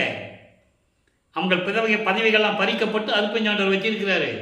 மகன்கிட்ட கொடுக்கணும். அப்போ அந்த நிலையில் அவங்க சத்தியஞானிக்கு உள்ளே போக முடியாது, படிக்கு கீழே தான் நிற்கணும், வேறு வழியே கிடையாது அவங்களுக்கு. ஆனால் அவங்களே சொல்கிறாங்க, பாட்டில் இருக்கு, தேவர்கள்லாம் சொல்கிறாங்களாம், நீங்கள் போங்க சாமி. இவர் அப்படியே திகைச்சிக்கிட்டு நிற்கிறாரு. எல்லாம் வெளியே நிற்கிறாங்களே, எதுக்காக நிற்கிறாங்கன்னு திகைச்சிக்கிட்டு நிற்கிறார். அப்போ தான் அவங்க சொல்கிறாங்க, நீங்கள் போங்க சாமி, நீங்கள் தான் இதுக்குள்ளே போகிறதுக்கு தகுதியானவர்கள், அங்கே என்ன நடந்தாலும் நாங்கள் வெளியே இருந்து பார்த்துக்கிறோன்னு சொல்கிறாங்க. இவர் உள்ளே போகிறாரு, மகனை வரவேற்கிறார். அருப்பஞ்சாண்டவர் மகனை வரவேற்று, மகனே இந்த ஆடைகளை கலைந்து விட்டு முக்காடோடு தான் போகிறாரு. எல்லா உலகத்தில் பார்க்குறாங்களா, பறந்த அண்டங்களை கடந்து போகும்போது எல்லாம் பார்க்குறாங்க, யார் இது இப்படி போகிறாங்கன்னு பார்த்துட்டு எல்லாமே அங்கே போய் சேர்றாங்க. நல்லா புரிஞ்சுக்கணும் நீங்கள். அப்போ அங்கே போயிட்ட பிறகு தந்தை வரவேற்று, மகனே இந்த ஆடைகளை கலைந்து விட்டு புனித நீராடி புத்தாடை அணிந்து அணிகலன்களை அணிந்து மங்கள கோலத்துடன் வருவாயாக. 2.5 நாளிகைக்குள் உனக்கு மணிமுடி சூட்ட வேண்டும், மணி மகுடம் உனக்கு சூட்ட வேண்டும், பொற்காப்பு அணிய வேண்டும், விரைவில் வருகை என்று தந்தை கட்டளையிட 2.5 நாளிகை என்பது 1 மணி நேரம். இவரும் அதே வரி வந்து அங்கே போடப்பட்டிருந்த சிங்காசனத்திலே அமர்ந்து கொள்ளுகிறார். மகனுக்கு சுத்த சன்மார்க்கத்தை கொடுக்கிறார் அருட்பெருஞ்சோதி ஆண்டவர். தந்தை கொடுக்கிறார், மகன் பெற்றுக்கொள்ளுகிறார். நீங்கள் நல்லா புரிஞ்சுக்கணும். சுத்த சன்மார்க்கத்தை பெற்றுக்கொள் மகனே என்று சொல்லி சுத்த சன்மார்க்கத்தை கொடுக்கிறார். இனிமேல் இது உன்மார்க்கம் மகனே என்று சொன்னதனால்தான் சுத்த சன்மார்க்கம் என் மார்க்கம் என்று கூறுவார் வல்லப்பமானவர்கள். சுத்த சன்மார்க்கத்தை வாங்கியாச்சு, சாகா கல்வியை கற்றுக் கொடுக்கிறார். பாட்டில் சொல்கிறாரு, தேவர்களும் முனிவர்களும் ரிஷிகள் எல்லாம் சத்தியஞான சபைக்கு வெளியே நின்று கொண்டு பார்த்து கொண்டிருக்கிறார்கள். எப்படி முகம் அப்படி கடுகு மாதிரி பொரியுதான், கடுன்னு கோபத்தில் இருக்கிறாங்க, பல்ல கடிச்சுக்கிட்டு நறு முருன்னு கடிச்சுக்கிட்டு இருக்கிறாங்க. அந்த பாட்டெல்லாம் நம்ம சொல்லியாச்சு. நாகாதிபனும் நாராயணனும் நான்முகனும் மற்றும் பிறரும் நறுமுறும் எனவே நான் அமுதம் அளித்தாய் நானும் உண்டு துண்ணவே சாகா கலையை பயிற்று தந்த தயவை சாற்றலுக்கு அரிது. தெளிவாக கூறியிருக்கிறார். நிறைய இடத்துல சொல்லுவார். ஆக சாகா கல்வியை வாங்கியாச்சு மகனே, இன்னும் ஆண்டுகள் பாக்கி இருக்கிறது, நாம் பூலோகத்தில் சந்திரிக்கலாம் என்று சொல்லி அனுப்பிவிடுறாரு. பூலோகத்துக்கு வராரு. நேராக வந்த உடனே சிதம்பரத்தில் தான் எழுந்தருளுகிறார். இதெல்லாம் உனக்கு எப்படி தெரியும்னு நீங்கள் கேட்க முடியாது. எல்லா விளக்கங்களும் திருவருட்பாவில் இருக்குது. யார் சொல்லறதுனால நான் சொல்கிறது உங்களுக்கு புதுசாக தெரியும், அவ்வளோதான் வித்தியாசம், வேறு ஒன்றும் இல்லை. அங்கே ஒரு திருவிளையாடல் நடக்குது. அங்கே கருமொழியில் இருக்கின்ற அந்த வீட்டு உரிமையாளர் வெங்கட ரெட்டியார் அங்கே இருக்கிறாரு. பரசுராமனோட பேசிகிட்டு இருக்கிறார். பரசுராமன் யாருன்னா, இவர் வரிவிக்க விட்டதனால் ஏற்பட்ட ஒரு சொந்தம், அண்ணன் என்ற ஒரு உறவு. வல்லப்பமானுக்கு பேத்தி கிடையாது, பேரன் கிடையாது, அவர் ஒன்றும் குடும்பம் நடத்தலை. புரியுதா உங்களுக்கு? அந்த குடும்பத்தில் பிறந்ததனால் ஏற்பட்ட சொந்தங்கள், அவ்வளோதான். அப்போ அந்த நிலையில் இருக்கும்போது தம்பியை அறிமுகப்படுத்துகிறார். உடனே அவர் வெங்கட் ரெட்டியோட கூட வந்துடுறாரு. மனிதர்களோட வரும்போது மனிதனாகவே இருப்பார். நல்லா புரிஞ்சுக்கணும் நீங்கள். மனிதர்களோட வரும்போது அவங்க கூட வரும்போது மனிதனாகவே இருப்பார். அவர் எல்லாருடையும் பெற்றவர், இறைவனுடைய நிலையில் இருந்து கொண்டிருக்கிறவர். அருப்பஞ்சாண்டவருக்கு ஈக்குவலாக இருக்கிறவர். நீ 3 நிலையும் வாங்கணும். திரு அருள் செங்கோலாட்சி வாங்கணும், அருப்பெருஞ்சோதியை வாங்கணும். இறைவன் இவரோட கலந்து, தந்தை மகனோட கலந்து இவர் இறைவன் ஆகணும். இது 3 தான் பாக்கி. இது எல்லா அருளையும் பெற்றுக்கொண்டார். அப்போ மனிதர்களோட வரும்போது மனிதனாகவே தான் இருப்பார். நல்லா புரிஞ்சுக்கணும். பக்கத்தில் யாரும் வரப்பட மாட்டார். திடீர்னு யாராவது தொட்டுட்டாங்கன்னா, கட்டி பிடிச்சிட்டாங்கன்னா அவருக்கு உருவம் கிடையாது. அவர் தொட்டும் பிடிக்க முடியாது, கட்டியும் பிடிக்க முடியாது. ஒளி தேகம் மட்டுமல்ல, நெருப்பு தொட முடியாது அவரை. அந்த நிலையில் இருக்கின்றவர் ஒரு மனிதனோட வரும்போது மனிதனாகவே இருப்பார். அது இறைவனுடைய திருவிளையாடல், அவ்வளவுதான். அப்போ இந்த நிலையில் இருக்கும்போது கருப்புலியிலே உறைவிடமாக கொண்டுள்ளார். அந்த கருப்புலியில் இருக்கும்போது அருப்பெருஞ்சாண்டவரும் வள்ளல் பெருமானும் தந்தையும் மகனும் எப்படி உரையாடினார்கள், எப்படியெல்லாம் அங்கே நடந்தது என்பதை பாடலின் மூலமாக நாம் விளக்கமாக ஏற்கனவே பார்த்து விட்டோம். இப்போ வல்லப்பமானவர்கள் 6வது எட்டில் இருந்து கொண்டிருக்கிறார். 48 ஆண்டுகள், 41வது ஆண்டிலிருந்து அந்த 8 ஆண்டுகளுக்குள் என்ன நடந்தது என்பதை இப்போ நேரடியாக லைவாக பார்த்து கொண்டிருக்கிறோம். இப்போ ஜீவகாருண்ய ஒழுக்கம் உருவாகணும். பிரபஞ்சத்திலே ஜீவகாருண்ய ஒழுக்கத்தை உருவாக்கியது எப்படி இருக்கும் அந்த ஒழுக்கம் என்பதை உலக மக்களுக்கு சொன்னது, இந்த பிரபஞ்சத்திற்கு கூறியது வள்ளல் பெருமானவர்கள்.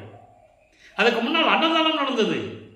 அன்னதானம் என்பது இறைவனிடம் ஏதாவது கோரிக்கை வைத்து அந்த கோரிக்கை நிறைவேறிவிட்டால், இல்லை கோரிக்கை வைக்கும்போது அன்னதானம் கொடுக்கணும் அப்படின்னு நினைத்தால் அது அன்னதானம். அன்னதானம் நிறைய பேர் செஞ்சிருக்காங்க பிரபஞ்சத்தில். விலை மாதுக்கள், தேவதாசிகள், மன்னர்கள் எல்லாமே அன்னதானம் செஞ்சிருக்காங்க. ஆனால் ஜீவகாருண்ய ஒழுக்கம் அந்த நிலையை உருவாக்கியது நமது இறைவன் வல்லப்பெருமானவர்கள். ஜீவகாருண்ய ஒழுக்கம் உருவாகணும்னா ஒரு தர்மசாலை வேணும். அதன்படி பார்வதி மக்களிடம் பேசியபடி அந்த இடத்தை பெற்றுக்கொண்டு ஒரே நாளிலே அணை அடுப்பை மூட்டி ஒரே நாளிலே உணவை சமைத்து அன்றே பசியோடு வருகின்றவர்களுக்கு பசியை போக்கிக் கொண்டிருக்கிறார். ஜீவகாருண்ய ஒழுக்கம் என்பது பசி, பிணி, தாகம், இச்சை, எளிமை, பயம், கொலை 7 பிரிவுகளை கொண்டது. பசியும் கொலையும் பரஜீவகாருண்யம், இதெல்லாம் அபரஜீவகாருண்யம். இந்த ஜீவகாருண்ய ஒழுக்கத்தை பின்னாளில் பார்க்க போகிறோம். அதாவது தர்மசாலையை விட்டு வல்லப்பமானவர்கள் அங்கே மேட்டுக்குப்பம் செல்லுகின்ற போது உங்களுக்கு அந்த விளக்கம் கிடைக்கும். இப்போ உத்தரஞான சிதம்பரமாலை உருவாகிறது.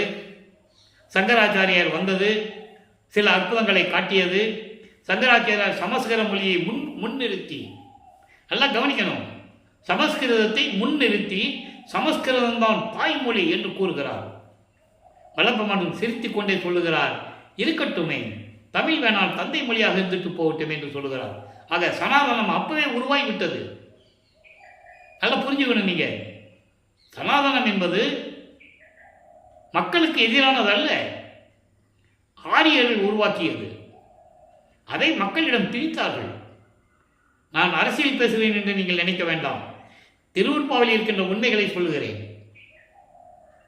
சமஸ்கிருதம் தான் தாய்மொழி என்று சொல்வதற்கு காரணம் சங்கரர் இங்க வந்து சொல்வதற்கு காரணம் என்ன? அப்ப சமஸ்கிருதத்தை முன்மொழிகிறார், முன்னிறுத்தி வைக்கிறார்.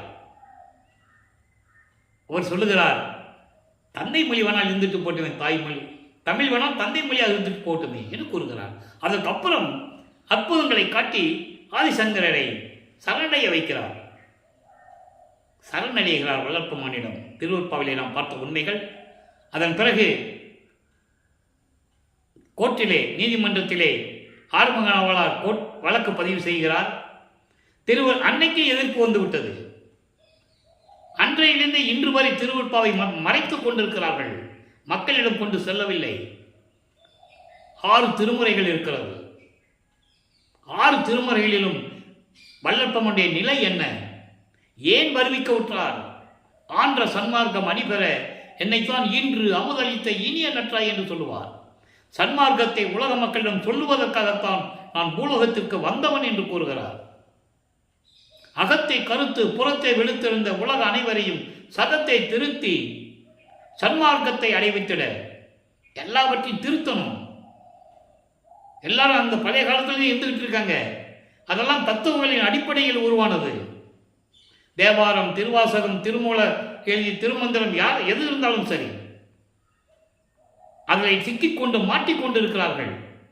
சுத்த சன்மார்க்கத்தை உலக மக்களுக்கு தெரியப்படுத்த வேண்டும் என்பதற்காகத்தான் திருவருட்பாவை உருவாக்கினார்கள் வல்லற்பமானவர்கள். இறைவனால் எழுதப்பட்டது. பிரபஞ்சத்தில் தோன்றிய அத்தனை புராணங்களும் காவியங்களும் இறைவனால் எழுதப்பட்டதல்ல,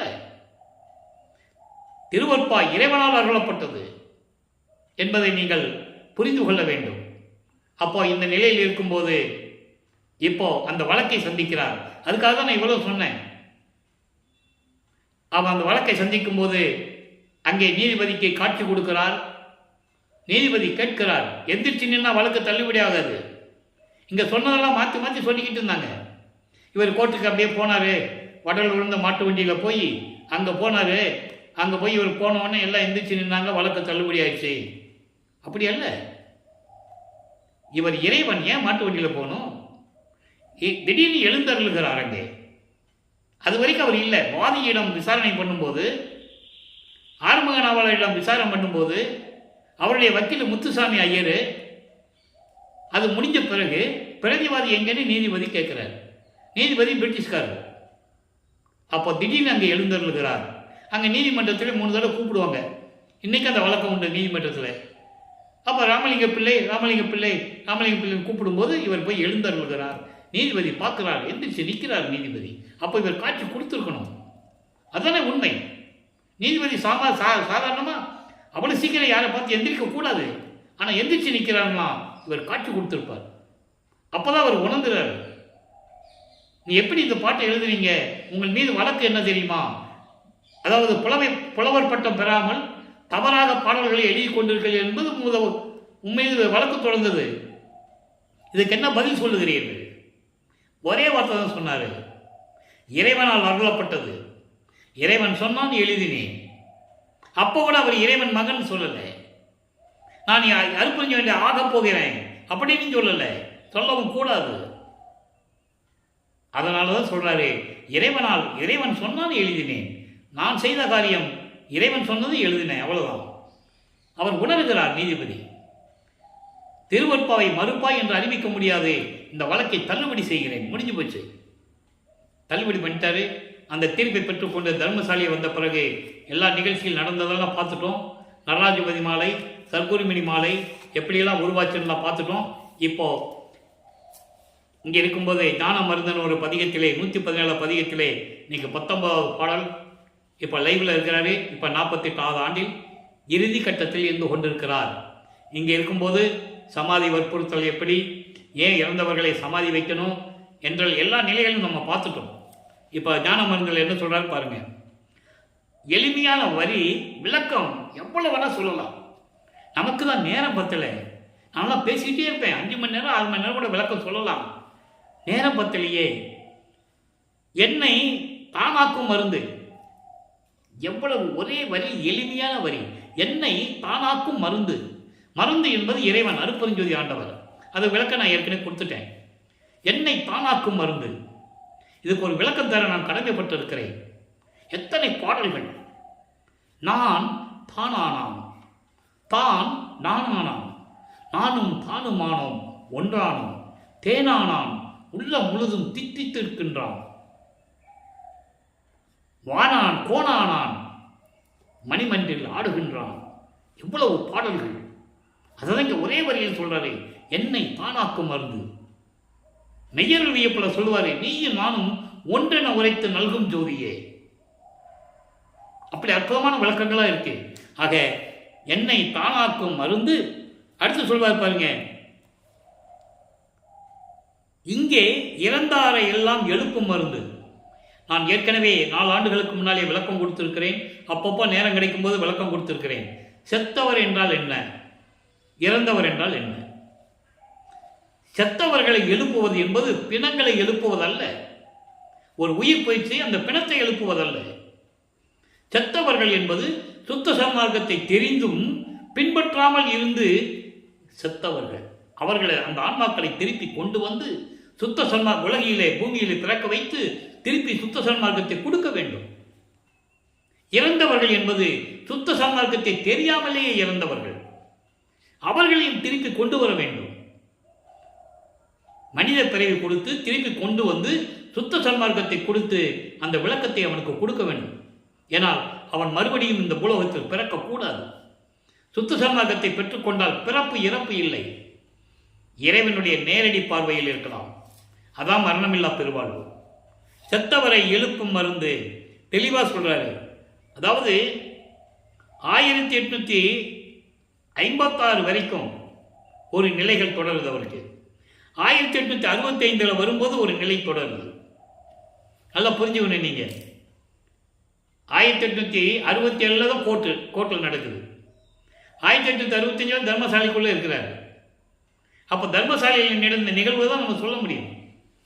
அங்கே மீதி இருக்கிறது ஞானசரியை, அருட்பெருஞ்சோதி அகவல், சன்மார்க்க கொடி கட்டி சுத்த சன்மார்க்க பேருரை, கொடிப்பாட்டெல்லாம் நம்ம அங்கே பார்க்க போகிறோம். அதை நீங்கள் மனசில் வச்சுக்கிட்டே இருக்கணும். நீ கொஞ்ச நாள் தான், நீ ஒரு 2 மாதம், அதுக்கப்புறம் அந்த நிலைக்கு நம்ம போயிடுவோம். அப்போது இறந்தாரை எழுப்பும் மருந்து, துண்ணும் மெய் ஜோதி மருந்து.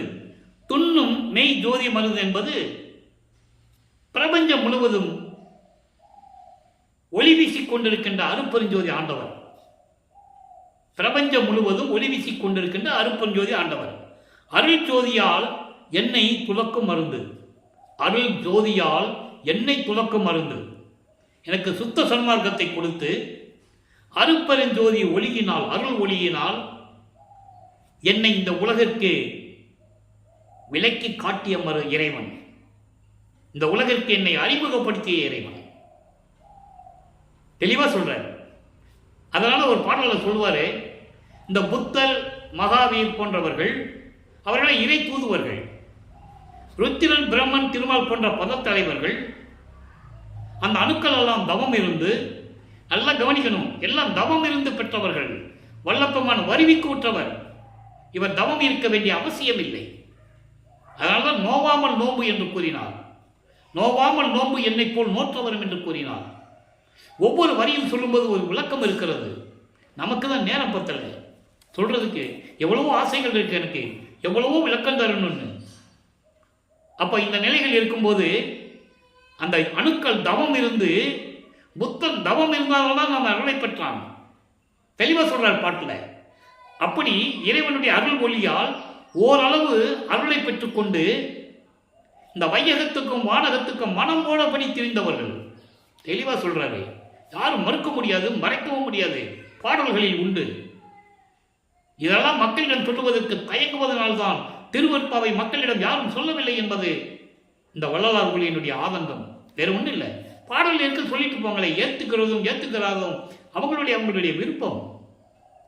அப்ப இந்த நிலையில் இருக்கும்போது சொல்றாரு, என்னை அருள் ஜோதியால் உலகமெங்கும் விளங்க வைத்த மருந்து.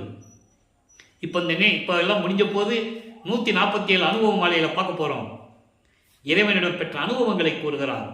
தன்னை மனைவியாகவும் இறைவனை கணவனாகவும் வர்ணனை செய்து, உள்ளத்தை தோழியாக வர்ணனை செய்து, தோழியிடம் சொல்லுவது போல உலக மக்களும் சொல்லுகிறார். மதவாதிகள் எப்படி, மதத்தினுடைய ஆணவம் செருக்கு எப்படி, மதவாதிகள் யார், அவருடைய நிலை என்ன, இந்த பாடலிலே நாம் பார்க்க போகிறோம். நல்லா கவனிங்க. மதம் என்னும் பேய் பிடித்து ஆட்ட, மதங்களிலே சார்ந்து கொண்ட ஆணவத்தோடு செருக்கோடு அந்த பேய் பிடித்து ஆட்ட ஆடுகின்றவர்கள் எல்லாம் இந்த பிரபஞ்சம் தோன்றிய காலத்திலிருந்தே ஆடியவர்கள், இன்னும் ஆடிக்கொண்டிருக்கின்றவர்கள். ஆடுகின்றவர் எல்லாம் மண்டிடத்தே வள்ளல் செய்யும் மானடம் காண்குவதோ. சுத்த சிவஞான வெளியிலே எனது தந்தை அருப்பஞ்சோதி ஆண்டவர் செய்கின்ற அருள் நடனத்தை, அந்த திருவிளையாடலை யாரால் கண்ணால் பார்க்க முடியும்? எப்படி சொல்றாரு பாருங்க. மதம் பிடித்து, மதங்களை சார்ந்த மதம் பிடித்தவர்கள் ஆடுகின்ற ஆட்டம் எல்லாம், அவர்களெல்லாம் சத்தியஞான சபையிலே இருக்கின்ற எனது வள்ளல், எனது தந்தை செய்கின்ற அருள் நடனத்தை யார் பார்க்க முடியும்? பார்க்க முடியாது.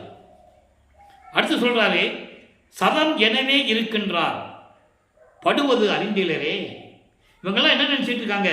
நமக்கு அழிவே இல்லை, நமக்கு அழிவே இல்லை என்று துன்ப துயரக்கடலில் ஆழ்ந்து கொண்டிருக்கிறார்கள். துன்பங்களையும் துயரங்களையும் சுமந்து கொண்டு நமக்கு அழிவே இல்லை என்று ஆணவத்தினால் இருந்து கொண்டிருக்கிறார்கள். அதோடு மட்டுமல்ல, சாகா கல்வி கற்கும் தரம் இவருக்கும் உள்ளதோ சொல்லிட்டாரா? நான் ஏற்கனவே கூறிக்கொண்டிருக்கிறேன். அந்த விளக்கத்தை நீங்கள் புரிய வேண்டும். இது உண்மை என்று உங்களுக்கு விளக்க வேண்டும். சாகா கல்வி கற்கிற தரத்துக்கு யாருமே கிடையாது. பிரம்மன், திருமால், ருத்திரனு கூட கிடையாது. மகேஸ்வரன், சதாசிவம், இந்திரன் யாராக இருந்தாலும் சரி அவர்கள் கிடையாது. ஏனென்றால் அவர் போர் செய்து உயிர்களை கொலை செய்தவர்கள், கொலையாளிகள் என்று கூறுகிறார். காம லீலைகள் புரிந்தவர் என்று கூறுகிறார். பாடல் உண்டு, தெளிவாக பாடலிலே கூறியிருக்கிறார். அதனால தான் சொல்றாரு, யாருமே சரி, எல்லாமே நமக்கு சாவு இல்லை, இறப்பு இல்லை என்று நினைத்து கொண்டு துன்பப்பட்டு கொண்டிருக்கிறார்கள். சாகா கல்வியை கற்பதற்கு அவங்களுக்கு தகுதியே கிடையாது. அதனால்தான் சொல்லுவார் வளர்ப்பமானவர்கள், பிறந்து பிறந்து செத்து செத்து பிறக்கும் இந்த தேவர்கள் எல்லாம் என் முன் வழி இல்லை என்று கூறுவார். வழி இல்லைன்னா எனக்கு நிகரானவன் கிடையாது, என் வலிமைக்கு கீழ்ப்பட்டவர்கள் என்றெல்லாம் சொல்லுவார். ஏன் சொன்னார் என்பதை புரிந்து கொள்ள வேண்டும். அப்போ சொல்லிட்டாரா, சாகா கல்வி தளம் கற்க யாருக்கும் இது இல்லை. அடுத்து சொல்றார் பாருங்க, பதமறியா இந்த மதவாதிகள், இறைவனுடைய திருவடியை பார்க்க முடியாத இந்த மதவாதிகள், சமயவாதிகள், மார்க்கங்களின் வாதிகள் சிற்றம்பல நடங்கண்டு உயிந்தேனே என சிறப்புகன்றார் என்றார். அவங்க சும்மாவாது சொல்லிட்டு இருக்காங்க, நானும் பார்த்துட்டேன், இறைவனுடைய திருவடியை பார்த்ததுனால தான் எனக்கு இந்த நிலை கிடைச்சது அப்படின்னு பொய் சொல்லி கொண்டிருக்கிறார்கள். அப்படின்னு என்ன அர்த்தம்? புராணங்கள்லாம் பொய் சொல்லுதுன்னு அர்த்தம். புராணங்கள்லாம் பொய் சொல்லிட்டு இருக்கு. பிரம்மனும் திருமாலும் இறைவனுடைய அடியமுடிய பார்க்கல, ஆனால் பொய் சொல்லுது பார்த்துட்டாங்கன்னு. சினிமாலையும் காட்டுறாங்க, இவர் பண்ணி உருவெடுத்து போய் திருவடியை தொட்ட மாதிரியும், அவர் முடியல போய் அங்கே போய் அன்னப்பறவையாக போய் முடியை பார்த்த மாதிரியெல்லாம் சொல்கிறாங்க. இல்லை, அதான் பொய் சொல்கிறாங்கன்னு சொல்கிறாங்க. அதை பார்த்ததுனால தான் எனக்கு அருள் கிடைச்சது அப்படின்னு பொய் சொல்கிறாங்க. அடுத்து சொல்லுவார் பாருங்க, சுதை மொழி நீ, சுதைனா தோழின்னு அர்த்தம். அழகாக தென்மொழி பேசுகின்ற என் தோழியே, நீ அன்று சொன்ன வார்த்தை அன்றோ, அந்த வார்த்தைகள் எல்லாம் இன்று இன்று தோத்திரம் செய்து ஆங்காங்கே தொழுகின்றார் காணே. அன்னைக்கு அப்படி சொல்லிட்டு இருந்தாங்க. ஆனால் இப்போ என்னுடைய இறைவனை, என்னுடைய தந்தையை, என்னுடைய கணவனை, அருப்பெருஞ்சோதி ஆண்டவரை தோத்திரம் செய்து அருப்பெருஞ்சோதி அருப்பெருஞ்சோதி என்று மந்திரம் சொல்லி எனது இறைவனை வணங்கி கொண்டிருக்கிறார்கள். தொழுகின்றார் காணே, இன்னும் தவம் இருந்து கொண்டிருக்கிறார்கள் அருளை எப்படியாவது பெற வேண்டும் என்று. அதனால்தான் தந்தை என்னுடன் கலந்து கொண்டார். என் தந்தை தனியாக இருந்தால் இந்த அணுக்கள் எல்லாம் மறுபடியும் தவம் செய்து அருளை பெற்று விடுவார்கள். அதனால்தான் தந்தை என்னோடு இரண்டரை கலந்து கொண்டார். என்னிடம் யாரும் வர முடியாது. தெளிவாக சொல்லுவார் பாடல்கள். இவரை யாரும் பார்க்கறதுக்கு அனுமதியே கிடையாது. அவ்வளோ அற்புதமான பாடல்கள்லாம் இருக்கு. எங்கே இதெல்லாம் நடந்துகிட்டு இருக்கு? சித்தி வளாகத்தில். அவங்க அப்பா கூப்பிடுவாரு, வா மகனே, உனக்குன்னு உலகங்கள் காத்துக்கிட்டு இருக்கு மேலே. எப்படி மற்ற உலகங்கள் இருக்கோ, பிரமனுக்கும் திருமாலுக்கு இருக்கோ, அதே மாதிரி உனக்கு உலகம் இருக்கே, வான் கூப்பிடும்போது சொல்லுவாரு, என் மக்கள், இது என் மக்கள், என் உலகம். இந்த உலகத்தில் சுத்த சன்மார்க்கத்தை பரப்புவதற்கு அந்த கடமை. உலக மக்கள் எல்லாம் சுத்த சன்மார்க்கத்தில் சேர்க்க வேண்டும். நான் இந்த சித்தி வளாகத்திலே இருந்து கொண்டு நான் இந்த பிரபஞ்சத்தை இயக்குகிறேன் என்று கூறுவார். அவர் போய் ரூமை போட்டுட்டு மறைஞ்சில்லை. அந்த அந்த கான்செப்டே தவறு. ரூமை போட்டாரு, உள்ள போய் மறைஞ்சிட்டாரு அப்படி சொல்லக்கூடாது. அவர் இறைவனாகி விட்டார், அங்கதான் இருக்கிறாருன்னு சொல்லணும். அவர் சொல்றாரு, நான் இங்கதான் இருக்கிறேன்னு சொல்றாரு. நான் சித்தி வளாகத்தில் இருந்து கொண்டுதான் பிரபஞ்சத்தை இயக்கி கொண்டிருக்கிறேன் என்று சொல்லுகிறார். அதனால்தான் என் தந்தை இங்கு வந்தார் என்று சொல்லுகிறார். சாமி என் துரை என் உயிர் நாயகனார் இன்று நான் இருக்கும் இடத்தில் வந்து அமர்கின்றார். பின்சாரம் 2.5 நாளிகையில் என் பேர் உடம்பில் கலந்து பிரியாது இருப்பார். முடிஞ்சு போச்சா? தட்ஸ் ஆல் யுவர் ஆனர் அப்படின்னு சொல்ற மாதிரி அது. எல்லாருக்கும் ஒரு முடிவு வந்துடுச்சு. அதை நம்ம அங்கே போகும்போது அந்த விளக்கத்தை பார்ப்போம். இது ஏன் சொல்றோம்னா, இறைவனை வல்லப்பமான ஜோதி ஆயிட்டாரு, ஒரு கதவை பூட்டிட்டு உள்ள போய் மறைஞ்சிட்டாரு அப்படின்னு சொல்லக்கூடாது. அவரை அருப்பெருஞ்சோதி ஆழ்ந்தவராகிவிட்டார். இறைவன் ஒருவனே என்ற தத்துவம் தான் சுத்த சன்மார்க்கத்தின் தத்துவம். அப்போ இறைவன் ஒருவனாக இருக்க முடியும், அதான் அருப்பெருஞ்சோதி. அப்போ அருப்பெருஞ்சோதி மகனை அருப்பெருஞ்சோதி ஆக்கி விடுகிறார். தந்தையும் மகனும் ஒன்றாக இருக்கிறார்கள், ஒரே கடவுள். நல்லா புரிஞ்சுக்கணும் நீங்க. வள்ளலார் வேற, அருப்பெருஞ்சோதி வேற வேற இல்லை, எல்லாம் ஒரே கடவுள். 2 பேரும் அருப்பெருஞ்சோதி ஆகிட்டார்கள், அவ்வளவுதான். அப்போ அருப்பெருஞ்சோதி அருப்பெருஞ்சோதி, தனிப்பெருங்கருணை அருப்பெருஞ்சோதி, இதான் மகாமந்திரம். இதுக்கு முன்னால் ஒரு சின்ன விளக்கம். நான் சொன்னது போல நேரம் கடந்து விட்டது. ஒரு சின்ன விளக்கம் மட்டும். அனுபவ சித்தி என்ற ஒரு பதிகத்திலே 91வது பதிகத்திலே 3வது பாடல் எளிமையாக இருக்கும். காட்டினை ஞான அமுது அளித்தாய். காட்டினை என்பது உன் சுய ரூபத்தை எல்லாவற்றையும் எனக்கு காட்டினாய், அமுது அளித்தாய், நானும் அதை உண்டு மகிழ்ந்தேன். நற்கனக சபை ஆட்டினேன், பொற்சபையை காட்டினாய், என் பக்கம் ஆக்கினாய். அப்படின்னா என்ன அர்த்தம்? எல்லாத்தையும் கொடுத்துட்டார் மகனுக்கு. இந்த விளக்கத்தை மக்கள்கிட்ட சொல்லணும். எல்லாத்தையும் என்கிட்ட கொடுத்துட்ட. மெய்ப்பொருள் அன்று வந்து நீட்டினேன். மெய்ப்பொருள் என்பது சுத்த சன்மார்க்கம். சுத்த சன்மார்க்கத்தை என்கிட்ட கொடுத்துட்ட. அதான் சொல்வாரு, பெரிய சிவ அனுபவத்தால் சுத்த சன்மார்க்கம் பெற்றேன், இரவாமை விட்டேன் காண்தோழி. அனுபவ மாலையில 95வது படம் நம்ம பின்னால பார்க்க போறாங்க. என்றும் அழியா வரம் தந்து, அதான் இரவாமை விட்டேன் என்று சொல்லுவார். என்றும் அழியாம வரம் தந்து சபையில் காட்டினாய், நின் சபையில் நாட்டினை, நான் முனம் செய்த தவம் யாது? நீ சொல்லு. ஒவ்வொரு யுகத்தில் நான் இருந்தேன்னு சொன்னீங்களே, நான் எந்தெந்த யுகத்தில் எப்படியெல்லாம் இருந்தேன்னு சொல்லு அப்படின்னு விளக்கம் கேட்கிறார். அந்த விளக்கத்தை நம்ம பின்னால் பார்க்க போறோம். அவர் ஒவ்வொரு யுகத்திலும் இருந்தவர். யுகங்கள் அழிந்தது. அந்த யுகத்திலே அவதாரம் செய்தவர்கள் எல்லாம் அழிந்தார்கள். ஆனால் வல்லப்பெருமான் ஒவ்வொரு யுகத்திலையும் இருந்தவர். ஊழி தோறும் ஊழி உழப்பராது ஓங்கி வாலி என்று எனக்கு வாய்த்த நன்னிதியே. அவங்க அப்பா ஏற்கனவே சொல்லிட்டாரு, இந்த பிரபஞ்சத்தை உருவாக்கும் போதே நீ ஒவ்வொரு யுகத்திலையும் அழிவில்லாமல் இருப்பாய். அதை இன்னொரு பாட்டில் சொல்லுவாரு, ஊழி தோறும் ஊழி உலவினும் அழியா உடம்பை அளித்தனன்.